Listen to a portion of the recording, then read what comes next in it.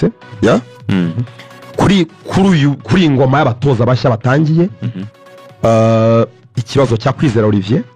ngo justice ni ikintu umukinnyi performinga mu buryo bugaragarira buri wese agahabwa amahirwe. Iyo ni justice. Injustice ni igihe adaha amahirwe nk'ayabandi.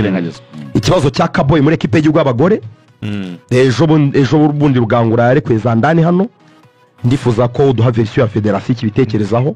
umukinnyi umeze neza wakabaye we equipe y'igihugu utari guhabwa amahirwe muri equipe y'igihugu y'abagore, kuko ngeje ndashaka kumujyana mu kibuga ho gato kareba mu kibuga uko bizaba bimeze, ubwo tukabanza twava muri ibyo bibazo Lorenzo yaramubaje avuga ati hari abakinnyi ubona wenda batakihabwa agaciro cyangwa se batagitekerezwaho byagenze bitewe no kuba banagikina bakiri mu kibuga kuki batari mu kipe y'igihugu. Nicyo Olivier Kwizera mbere muzamurana Olivier Kwizera. Olivier Kwizera murabizi yigeze kujya kuri taringa kubera ibibazo yigeze guhura nabyo ari hano imbere mu gihugu, yigeze gufungwaho akurikiranwa ibiyobyabwenge birangira arekuwe, ndumva yaragizwe umwere ya nyuma arongera arahamagarwa, sibyo nyuma yo guhamagarwa ajya hanze y'u Rwanda. Ubu ntekereza ko ari mu bazamu bake dufite bakina mu buryo buregira, ndumva tumukurikirana equipe ya Al Kaukab deuxième division muri Saudi Arabia. Sinawe hari n'abakinnyi dufite bahavuye, donc bahavuye muri ya champion ikomeye utakerenza nka Steve Rubanguka urebye we nta nubwo akina mu gihe Kwizera we anakina mwizamu rwose ni regular starter. So iyo umukinnyi nawe ubwe wumva ataka yatumva impamvu adahamagarwa, hari case ni nko muri federation ushobora ngo wenda ni ikibazo cy'umutoza ni amahitamo y'umutoza, ariko hari case mwamuzi kumiriye umukinnyi muri equipe y'igihugu kuko mu bakinnyi beza dufite mu mwanya ya mwereka mu kubyoroshya kugeza kuri ubu ngubu nta mukinnyi dufite uri mu bihano cyangwa se ufite undi muziro wari we wese utamwemerera kuza mu ikipe y'igihugu nk'uko wenda murabizi mu myaka yashize igihe tujye dufatira ibihano ba Olivier ba Fef, ariko yaba Olivier yaba ngira ngo ukomoza no kuri Sahabu n'abandi, ibyo byose ni ibintu biri mu bubasha bw'umutoza, sibyo? Ngira ngo rimwe rimwe nacyo banza kigira umupira w'amaguru umukino wihariye, tugira za deba nyine. Umushongi ushobora kuza hano ukambwira ngo uyu mukinnyi nubwo akina n'umukinnyi mwiza, undi nawe akaguharga imaze gutyo. Twebwe icyo twiyemeje mu by'ukuri muri Ferwafa ni gutinjirira akazi k'umutoza. Nk'ubu umutoza adahamagaye aramutse adahamagaye kapiteni Jihad ntabwo mwamubaza impamvu atamuhamagaye. Izo mpamvu twazibaza n'ubundi umutoza niyo ahamagaye agomba gutanga raporo y'ibyo yagendeyeho n'iki byose, ariko ntabwo tumwinjirira mu kazi, sibyo? Ikibikere ku munsi azaba nta mukinnyi n'umwe yahamagaye mu kindi kipe y'igihugu, ariko abakinnyi bose bahari bemerewe bari eligible, abakina mu byiciro bya hano mu Rwanda n'abakina mu byo hanze yemerewe, afite very wide range y'abakinnyi agomba guhamagara. Ko mwatwiye amahirwe yo kumubaza usanzwe habaga press conference akagira icyo kwakinya amahirwe y'abatanga. Nibyo nagiye kubwira kugira ngo bitewe na timing ahari igihe yaziye ntibyakunze ko iyo press conference bari kugomba kongera kagaruka, ariko uyu munsi araba press conference, ariko kugira ngo press conference ibanzirize umukino, ariko ni pre-match ibanzirize umukino. Icyo Lorenzo yaravuze ndakizi kuko ariko za press conference ya call up ngira ngo mu kwezi kwa gatandatu bajya gukina imikino ya gishuti yagomba ku facing media nta kibazo. Ubwo nge icyo nagira ngo tuganireho gatoya kuri Jire ni umuntu ukurikira ikipe y'igihugu pe, niyo yiganira bumva yizi ku buryo namubwiye ngo yishyire mu kibuga, wenda amataktike ntabwo yazi ariko 11 mu by'ukuri aba mani arayazi akanakurikira cyane niyo yihorere akanakurikira cyane ikipe y'igihugu ya Super Eagles Nigeria na yarayireba. Wenda nyimaze iminsi numva ibitekerezo by'abakunzi b'ikipe y'igihugu bavuga bati Nigeria wenda ishobora kuba isa naho mu minsi yashize yatworoherezaga cyane akazi, cyane ko wenda nk'umukino twabatsindiye uyo bari baramaze kubona qualification, hari uburyo babyoroheje. Ubwize gukurikiza wenda ikipe y'igihugu ya Nigeria umutoza Eric Sheil yahamagaye abahari kugeza ubu n'abari muri forme, ariko wita cyane ku ikipe y'igihugu yacu y'u Rwanda kuko mu bakinnyi bahamagawe hari aho usanga hari amadeba bavuga bati ese hazabanzamo ndeko urebe ugasanga hari abakinnyi bari ku rwego rumwe kandi wenda rwiza cyane nko mu kibuga hagati, haravuga bati rugo wenda Jihad bamugarura inyuma kugira ngo bazanemo Sahabu ndetse na Yorke, wareba kuntu basaba bahagaze ba Jabel ba Samuel Geret, kandi ukasanga n'abakinnyi rimwe na rimwe bakina ibintu bimwe bafite ama profile amwe kandi bose bari kuri forme. Uko kukiriho imyitozo yabaye igitekerezo cy'umutozo uburyo yabakinisha n'abahari kugeza ubu uze kudusesengura tubwire ngo uko mbibona nabona bishobora kugenda gutya kugira ngo wenda ikipe y'igihugu ibona amanota 3 imbere ikipe y'igihugu ya Nigeria. Ugiye ko mu kibuga unabijyanirane n'iki n'iki n'ubundi ntabwo bihabanye. Yego watubwiye fagiteri zo hanze y'ikibuga stade amahoro aba DJ ibintu biraryoshye noneho nyine mu bijyanye n'ubundi n'ikibuga ari nabyo tuvuga ngo abanyarwanda bazaze batikandagira Amavubi afite ikintu ya presenta kuri Nigeria ubwo n'ubundi birabijyana birajyana n'icyo kibazo ngira ngo hari banza naho ngiye guhera nanagisubiza barakoze kunyambika umwambiko w'umusesenguzi mu by'ukuri ikipe y'igihugu nanabyishije kubera ko buriya ngewe umukino wa uyu ntabwo wampaye ishusho y'ibyo twakora kuri uyu mukino ahubwo umukino twakinnye na Nigeria i Kigali mu kwa 9 yego kunganya ugiye muri statistique uriya mukino twari dufite possession ya 49 kuri 51 9 Rwanda ngira ngo ushobora ko ari mu nshuro nkeya nabonye Amavubi ashobora gukina n'ikipe nk'iriya nkuru akagira possession tukajya mu rugamba nayo muri possession hafi 50-50 kuko ubundi akenshi na kenshi Amavubi twajyaga muri ibyo bita low block gukinira muri metero nka 40 era y'amashami nindi mutsinde ibyo ndabizi ariko ntunsi wajyaga muri low block ugasanga iminota 90 bimaze wikina kuri metero 40 uvuye ku izamu muri Senegal birananiza kugira possession ya 55 15 ngira ngo kwizijya twari so mu by'ukuri uriya mukino nge wampaye indi shusho yindi yo buryo kipe y'igihugu ishobora gukina cyangwa se kagira gute dushobora kuba kandi none si possession gusa yego Nigeria niyo yabonye n'amahirwe yo afatika yo gutsinda ibitego mu mukino ariko ngira ngo Amavubi nayo yabonyemo ngira ngo nka clear cut chances nk'imwe ebyiri eshatu zangaye so mu by'ukuri rero nge miriye nyifata nk'ari blueprint yuko Amavubi yagakwiye kwitwara yaba kuri Nigeria wa gatanu yaba n'ikindi gihe ni uburyo bwo kugira iyo mindset yo kutubaha cyane adversaire yo kutubaha cyane amazina yabo kutubaha ngo kabye so icyo kintu ngira ngo Amavubi yarakitweretse ku mukino wa Nigeria amaze no kukitwereka muri uyu mwaka umwe ushize ibiri mwarabibonye muze gusubira muri ndabizi Lorenzo akunda statistic murebe how much we have progressed muri possession based game how much we have progressed kuva kuri average y'amahirwe turema match ya Benin Kigali twaraduye ashobora kuba urugero ko nako ko tutatsinze ariko reba occasion zabonetse ku Libya akabura gusa concretiza mu by'ukuri ni ikimenyetso cy'Amavubi mashya niko navuga mu mikinire mishya mu myumvire mishya mu matwara mashya mu mikinire so iriya ngiye niyo umukino navuga ufatizo mbona mishusho y'umukino kwa gatanu n'ubundi uko twakinnye nabo abakinnye nabo nta mpinduka nyinshi zabayemo twavugaga ibyo abatoza n'ibyo ariko abatoza burya ntibakina ni uguhuza nabo bafite abashyashya actually so mu by'ukuri rero icyo nicyo navuga ikindi cyo kwishimira cyane mu Mavubi uyu munsi hari igihe kindi twajyaga twicara ku meza nk'aya dufite n'ikibazo cy'ababanza mu kibuga none uyu munsi dufite ikibazo cy'amahitamo hajyamo ndi so mu by'ukuri bikwereka ko dufite ikipe itari abakinnyi 11 gusa beza ahubwo dufite n'ibisubizo ku ntebe ngira ngo icyo nshobora kwemeranywaho ushobora kuba cyane cyane nko kuri wings hari characteristics zimwe na zimwe tudafite kuri abo bakinnyi wavuze mu mikino imwe n'imwe twagiye tubona ngiye koresheje mu buryo mukoresha ariko ndakubahengera babashyira ku myanya itari ya Jean muri akina muri defense aho kina muri reka mbaye undi mukino sinzi no mwarakurikiranye uwo mukino w'Amavubi na Seychelles umwaka ushize muri wa gishuti dukinisha Sahabo na Kevin ngira ngo hari na connection yabayeho tujya gutsinda igitego ya Kevin na gitego hari sinzi niba nibuka neza cyangwa na shuti mu by'ukuri Kevin yari ku ruhande Sahabo ari hagati n'umukino nge ku giti cyanjye waryoheye amaso so ariko mu by'ukuri Seychelles itandukanye na Nigeria imikino iratandukanye opponent baratandukanye abakinnyi baratandukanye nekereza ko mu kujya mu kwataka uyu mukino cyangwa kugira gute icyo nishimiye nuko umutoza afite amahitamo ariko mu by'ukuri urebe uze kureba line up z'Amavubi mu mikino nk'icumi ishize n'impinduka zibayeho ngira ngo ntizigera ku rugero rwa 25% tumaze kugira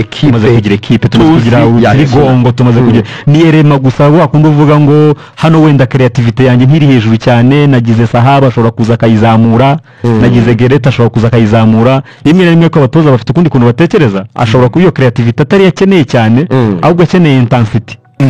wenda ukeneye Kevin ukeneye umuntu ukora off ball movement nyinshi kurusha on ball movement kuko ushobora kuza kutagira amahirwe yo kubona umupira cyane so ngira ngo byose ni ibyo kubirekera umutoza ariko icyo ngiye nishimira nk'umufana nuko ibyo bisubizo byose arabifite ayo mahitamo yose arabifite icyo dusabwa nk'abanyarwanda gusa ni ugukanda 939 akanyenyeri 939 urwego tukagura itike kaza kureba umukino hanyuma ngira ngo bisubije n'ikibazo hari wari wambajije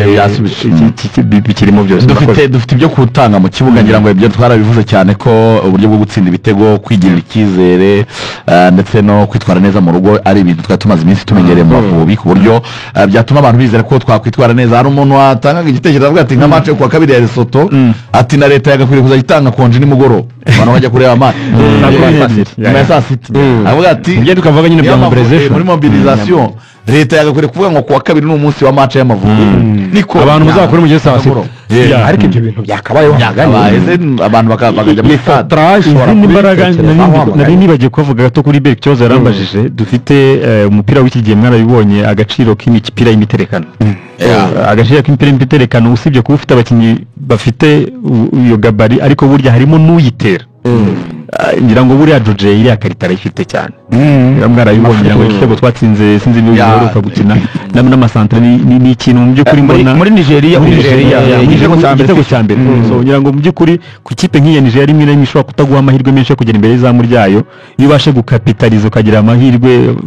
yo kwitwara neza ukabyaza umusaruro amahirwe wagize imipira y'imiterekano nabyo bishobora kuvamo ubundi buryo wakoze cyane reka tugushimire bwo imyiteguro ikomeze rwose imana icyotezo on behalf ya Ferwafa vure murabona ko nubwo nyine nje ntabora nyine agatoroshi ntungamo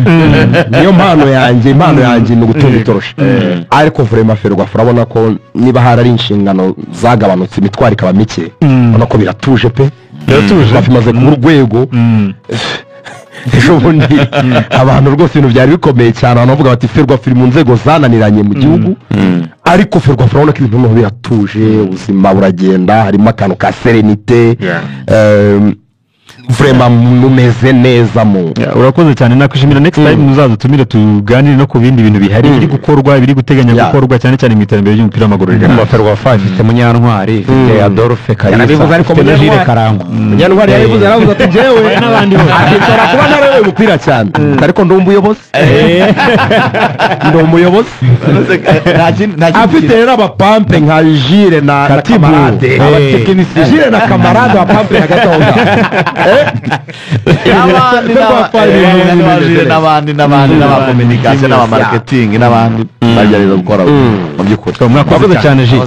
mwakoze cyane ahubwo cyane reka twumve umutoza Adel Amurusha atubwire noneho ko yiteguye ndetse tuze kumva n'abakinnyi azabatoza ku munsi we tubanze twumve Adel Amurusha. Tout d'abord je dois souhaiter bon Ramadan et bon carême pour tous les Rwandais. Et pour ce qui est pour l'équipe mbere na mbere reka nifuriza abanyarwanda bose igisubizo cyiza cya Ramadani ku byerekeranye n'ikipe turashima Imana buri kimwe kirimo kugenda neza nta mvune dufite abakinnyi bose barahari abakinnyi barimo kwitoza nk'ibisanzwe nta gitutu nta cyahindutse kuri bo ni abakinnyi bamwe bose bameze neza mu mutwe natwe turimo kubakurikirana tukabatera akanyabugabo mbese turimo kubayobora ndetse tukanabashyigikira muri rusange nta kinini cyiyongereyemo voilà donc il y a pas beaucoup de choses à rajouter. ntabwo ndi buvuge ku byahindutse mu myumvire gusa icyo nzi ni uko abakinnyi banzi nanjye benshi muri bo ndabazi kandi ubuzima niko bumera hari intangiriro hakaba n'iherezo njyewe rero ndacyari mu ntangiriro n'abo bakinnyi kandi ni ibintu byiza imbaraga zirahari hagati yanjye n'abakinnyi turimo kumvikana ku bintu byose cyiza kirushijeho ni uko turimo kubahana rwose mu nyumve neza ntabwo nigeze ngira ikibazo cyo guhuza nabo ururimi kuko byagiye bimbaho ahandi nagiye nyura gusa ubu ndatekereza ko mfite ikipe nziza ifite ibyiyumviro byiza gusa bagomba kubinyereka mu kibuga ku byo bafite niharamuka habaye impinduka tuzabibona nyuma y'umukino yego nibyo turacyari mu ntangiriro ntawe narenganya nta n'icyo nahindura gusa hari ibyo tugomba guhindura gusa ibyiza tugomba kubigumana ndetse tukanabyubakiraho niyo mpamvu navuze ngo tugomba kubasunika kuko dufite akazi kadutegereje Amavubi ntabwo aba arangiye nyuma y'umukino ku mukino gusa icy'ingenzi ni uko twatanga byose dufite tukerekana ko hari ibindi bishya dushoboye nazanye muri iyi kipe. Comme j'ai dit, il faut les encourager et on a un travail qui nous attend ubutumwa naho abanyarwanda munyumve neza ahubwo ndagira ngo bo aribo bamuha ubutumwa gusa ndabizi ko hari ibyo biteze kandi tuzakora ibishoboka byose kugira ngo bishime nk'abantu beza cyane muri iyi Afurika kuko namaze kubona uburyo abanyarwanda baza kuri stade uburyo bose baba inyuma y'ikipe yabo y'igihugu ni ibintu bitangaje cyane ndabizi ko abakunzi b'Amavubi ni abantu bakomeye cyane icyo nabasaba n'ubundi ni uko bakomeza kuba uko bameze gusa bakongeramo akantu kuri uyu mukino turabakeneye kuko nibo bantu ba kabiri dukeneye mubabwira ko mbaye mbashimiye mbere nizeye ko bazaba bari inyuma y'ikipe navuga ko aribo bantu ba mbere bakunda ikipe yabo muri Afurika bayishimira ndetse bakanayishyigikira rero nta kindi nababwira uretse kuba mbashimiye mbere. Merci d'avance. Je sais qu'ils seront derrière cette équipe-là. Je sais qu'on a, je peux dire, l'un des meilleurs supporters en Afrique avec leur positivité, avec leurs encouragements. Je leur ai dit merci d'avance. Amakuru duhawe nuko azi ngo n'igiswahili ubwo mu itangazamakuru uzana kimubaza azaba yiteguye ko azagisubiza. ubwo byanakoroshye rega bano bakinnyi b'abanyarwanda benshi igiswahili bakize kubera guhura n'abakinnyi bavuye mu karere byakora ku batazi igifaransa hajya babwira mu cyambere no munyarigere bivuze ngo nkaba Samuel Gareth na Basaha bashobora kuvugana azi icyongereza ashobora kuvugana na Georgia igiswahili hari umunyarwanda hari umukinnyi w'umunyarwanda ukeneye igiswahili gusa ntawe urebye burerega igiswahili ni ururimi rukoreshwa nyine hano mu bakinnyi mwavugaga ibintu byahindutse mu Mavubi abakinnyi kubera kujya gukina hanze basigaye bazi indimi bro abakinnyi b'Amavubi bazi indimi nyinshi cyane umuntu bita Jihad Bizimana wumvise indimi umuntu bita Nshuti Innocent Samuel Gareth avuga igifaransa n'icyongereza neza Gareth uri n'ikinyarwanda oya ndimo ndavuga nyine bagenda expressinga basahabo abakinnyi b'Abanyarwanda basigaye bazi bamusinze nyine sabo nabonye nakurikiye post zejo kuri Instagram no kuva kwanza hamagarwa buriya mwana yari yarahuritse yari yarababajwe no kubura collab za equipe nationale buriya namushobora kumva gahinda k'umukinnyi byagoranye kugira ngo bamwemeze kuza gukinira equipe y'igihugu urumva kugira ngo ugifite imyaka 17 yego utaza aho tara yawe izagera ushobora gutekereza gukinira Belgique France bakakwemeza kuza gukinira equipe y'igihugu y'u Rwanda ntoya muri izo zose ukabyemera yavugaga ko mu myaka yashize ari mama we wamukonvensa mama we wabimwemeje yamara kubikwemeza utaruzana 20 bagatangira kugira indésirable niko byitwa kugira umukinnyi udakenewe ariko uriya mwana post amaze iminsi akora yarakumbuye equipe y'igihugu yavuze nari nkumbuye kwambara umwambaro reka mucarenginge gaho gatoya rimwe na rimwe amugane harwo sometimes tuvuga n'ibintu nyine tukabona ntibikenewe ibyo uvuga ko ntabwo byari bikenewe ariko hari ubwo abantu bakubwira impamvu zabo ukumva ahubwo wowe nawe wabikora turi muri mobilization yo kugira ngo abantu bajye kuri stade ariko nanone muri iki gihugu cyacu ikintu cyitwa discipline ni ikintu cyamaze kujya mu banyarwanda itagifite niyo waba ushoboye bingana iki ugomba kujya ku ruhande icyo kintu cya discipline ushoboye gake agahabwa umwanya ni ikintu abantu rigeri y'umutoza discipline ni ikintu abantu ni ikintu ashobora kwitwaza iryo jambo discipline ni ijambo umuntu ashobora kwitwaza kugira ngo look reka nkwereke Ruvuya umukinnyi ushobora kumuhamagara akagira ibintu akora muri equipe nationale sibyo gukemura icyo kibazo cy'iyo discipline nke ntabwo ari ukumwe clipsa like mugira umuntu call up ikurikira umwirengayize nk'aho atabaho ntiwigeze akanyafu nyine umva uko kaza ko hari inzego ko hari abatoza wamuganirije ukumva noneho ko akunaniye burya umuntu wagize discipline nke wamuganiriza nawe babizi nyine ko yagoranye sibyo ariko ibintu byo kumera nk'aho nyine like ukamera nk'aho atakibaho hari igihe ejo bundi azabona ekipe nziza ikomeye akamukinnyi w'igitangaza kugira ngo uzongere umugarure muri ekipe nationale bikagorana icyo kibazo cya discipline umuntu wese afite uko yakijera cyane cyane muri imyaka y'abasabu imyaka y'abasabu ibigoye ku basabu kuko bavuye hanze bayiri 3 ntibaciye muri ekipe nationale n'ikibazo cya discipline ya sahabu ni ikihe hose sahabu ikibazo cyabo cya discipline twababwire ngiye impamvu bivuze gutyo yewe nanjye sahabu n'umukinnyi nawe nako agomba kuba ari mu kipe y'igihugu biza kuntera kubaza no gushaka amakuru ariko amakuru nabonye yaba ariyo cyangwa atariyo ngiye yarambabaje kumva ngo umukinnyi niba izi korapu nyine ukabwira igihugu ngo ngewe wani kugira ngo nze ugomba kumpa bizinesi karasi sibyo urwo ni urugero icyo ni kimwe sekendi nyine kwatendinga participation fee ugomba kumpa 3,000 by'idolari kandi wenda ngewe abakinnyi igihugu kigena 1,000 cyangwa 500 iyo ni ingingo ya kabiri. Ingingo ya gatatu twese tujyana n'amakipe y'amakrebe n'ibihugu n'iki iyo tugeze kuri hoteli ikipe agiye gukina abakinnyi benshi sinzi niba uko bijyana no muri za Arsenal barararana hose barararana ngewe nk'icyumba cyanjye maswiti yanjye ngenyine who are you niba utemera kondisiyo ushobora kubaza mu mupira w'amaguru ruvuye buretse gato umupira w'amaguru ntabwo ari ubuzima busanzwe umupira w'amaguru icyo kibazo ntikibaho cya who are you ntushobora kubaza umukinnyi ukeneye ngo who are you ari ibyo uramutse ubaje ngo who are you ntabwo Nigeria akaba ifite Ademola Lookman yari eligible mu Bwongereza ariko ntabwo turi Nigeria. Ademola Lookman yakaba ari muri Nigeria nyine ntabwo turi Nigeria Nigeria. Ola Aina yakaba ari muri Nigeria ntabwo izo kese ntabwo ari kese za indiscipline yumva ariko kugira ngo mfashe ibi bintu nibyo mwaganiraho ntabwo nafata uruhande abakinnyi baraganirizwa icyo nshaka kuvuga umutoza yabiganiraho na management ya ekipe uyu mukinnyi kari gushaka ibi bintu bizaboneka twabibona igihe bitaboneka bakavuga ntabwo bibonetse ariko ntabwo tuvuga ngo yansuzuguye ngo yashatse gukora ibi bintu kimushyira ku ruhande imikoranire ntabwo ikunda none se wowe waza hano kuri arabe bakakubwira ngo umukozi tumuhemba miliyoni icyo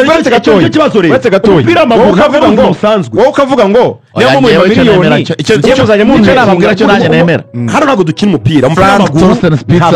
igitsure cye cyari gikenewe rigeri bikenewe abantu bagomba kugenda ikenerwa ahantu hose rega mabwire ibihano bye bitinyitse uburyo hano mu muya ahubwo uvuga ngo ibihano byigeze bibaho budushyira umuntu ku ruhande ako kanya ruhamagaye nawe rigeri yo ni nziza ruvuye yakoze ikosa mu buryo buri professional ushobora kumukominika icyo utishimiye akora ukamusaba kugikosora yakora kugikosora ukamumenyesha ko utazamuhamagara ukamuha amawoningi ibyo uvuga byose yarabimubwiye warning yarayimuhaye fata kese imwe tuzi kese yari itatu uko byagenze tuzi kese yari itatu uburyo mwatsa imyambaro mugenda gutyo gusa nta n'umutoza umuvugishije kesi z'abakinnyi imwe kuri imwe arakandi kantu yatambitsemo kari kuhorana pe ahantu yavuze ngo ngendana n'umu aja wanjye ahantu hose ngiye ubwo mu aja we baroburije kujya bamutegera bakamuzana hano basanga n'ibiri kugorana barabikora reka nk'urugero barabikora kubera ko muri bene uvuye njye nawe turi kumwe njye nawe turi kumwe ariko yarakuze nawe nyaraniye uretse gato njye nawe turi kumwe umuntu umwe muri Ferwafa yatubwiye kuri kesi ya Sahabu atubwira ibyo bumvikanye uvuye ngo twari kumwe njye nawe atubwira ko amafaranga yari na makeya ayo baho mu aja we yaje do poshe azanye na Sahabu kugira ngo nyine amurebe yari amadolari 500 uretse gato yari amadolari 500 bamuhaye Sahabu ayo bamwongezaga ayo bamuhaga bamuhaga icyatanu sibyo Sahabu bamuhaga icyatanu kuri collab sibyo icyo gihe Ferwafa nta kibazo yari ifite batubwiraga ngo turamukeneye aya mafaranga si menshi twarabyemeye sibyo ni gute waba warabyemeye unabikora nyuma ukabigira case ruvuye ngo umuntu yabitwibwiriye turi umwe bafata ibyemezo muri federation warabyemeye urabikora nyuma n'umubwira ngo ibintu twabihagaritse bizaba case uyitangije ninde ntabwo ari wowe warabyemeye reka tumwumve tukigira nk'amakuru tutayazi reka tumwumve Sahabu nare makintu tugiye kumva nawe uburyo biteguye uyu mukino w'ikipe y'igihugu y'Amavubi ndetse n'abagenzi be muraho ni Hakim Sahabu uri hano ndishimye kuba narongeye kugaruka mu Mavubi ndabasaba ko mwazaza kudushyigikira buri munyarwanda wese uri ku isi yaba ari imbere mu gihugu ndetse no hanze dufite imikino ibiri ikomeye ya Nigeria na Lesotho twe nk'ikipe turiteguye ndakeka ko namwe mwiteguye twe twiteguye kubarwanirira tugatsinda iriya mikino ibiri tuzabaha byose dufite buri wese yiteguye guhura na biriya bihugu bibiri turabashimiye ko muzaba muhari ku bwacu turabashimira ko muhora mudushyigikira twizeye ko tuzababona ku wa gatanu Murakoze. Hello everyone, this is George Akwizera. nsuhuje buri wese ni George Akwizera umukinnyi w'ikipe y'igihugu y'u Rwanda. Ndashaka gutumira buri wese kuri uyu wa gatanu ko yazaza kudushyigikira ubwo tuzaba turimo gukina na Nigeria mu gushaka tike gikombe cy'isi. Dufite amahirwe menshi kuko tuzaba turimo gukinira mu rugo, ariko kandi dufite n'undi mukino wa Lesotho. Tuzabikunda buri wese naza kudushyigikira. Murakoze. Muraho, ni Djihad Bizimana, kapiteni w'ikipe y'igihugu Amavubi. Nashaka kubatumira kuri izi match ebyiri dufite, Nigeria na Lesotho. Kubana natwe bizaba ari izindi mbaraga. Twabasabaga yuko mwazaza kudushyigikira, natwe turabizeza yuko tuzatanga ibyo dufite byose kugira ngo tubone intsinzi. Murakoze.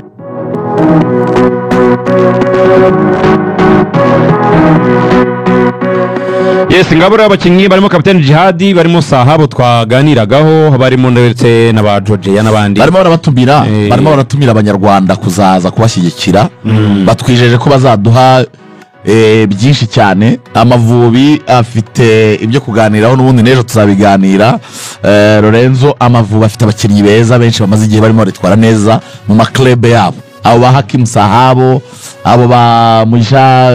Bonheur, abo bakinnyi ba Djihad n'abakinnyi bose barimo barakina mu makipe yabo kandi amakipe meza ku buryo twizere ko bazatanga umusaruro. Indi yapfite gato ku Mavubi, ubwo abantu bibazaga ngo Ombolenga na Yunusu nyuma wenda yo gushyingura umubyeyi wabo bo bihagaze gute. Bakoze imyitozo ahubwo ku munsi w'ejo bakoze imyitozo kabisa furu buzuye neza. Ubwo nko kuri Ombolenga we ushobora no kubanzamo naka kabazo k'imvune nahoze numva ejo Axel abikomozaho abantu ngabaganga batanze raporo ko Ombolenga ameze neza nta kibazo na kimwe afite, ari fit 100% ubwo ku mukino yakoreshwa barahari nta kibazo na kimwe gihari. Yego, ubwo birumvikana ibindi byo n'ibiganiro biruze kuba byo bibanziriza umukino ku munsi w'ejo.